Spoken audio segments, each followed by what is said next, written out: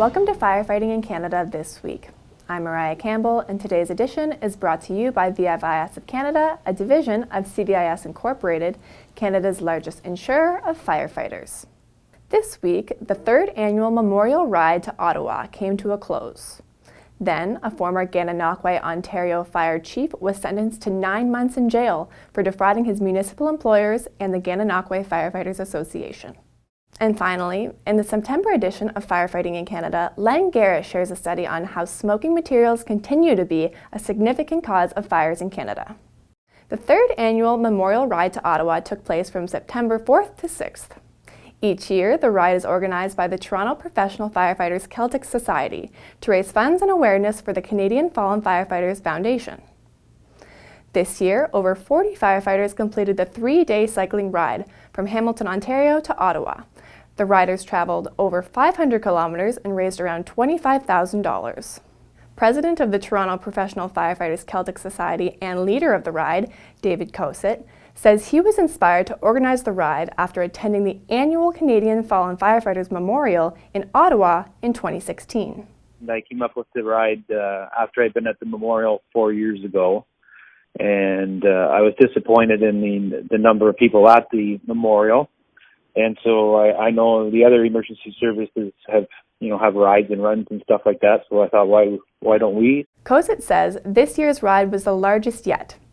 Active and retired firefighters came from 8 different departments, including the ride's first out-of-province participant from Stephenville, Newfoundland.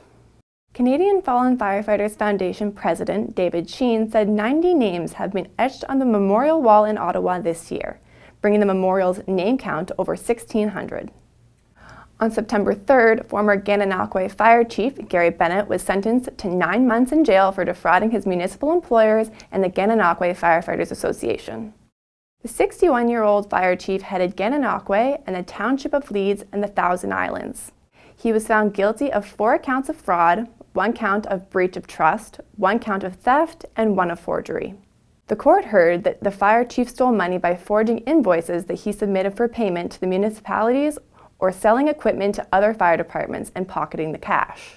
Bennett was hired by Gananoque as fire chief in 2002 and began stealing money through more than 24 transactions from 2012 to 2016. Bennett will be banned from positions of authority in volunteer associations for the next 10 years.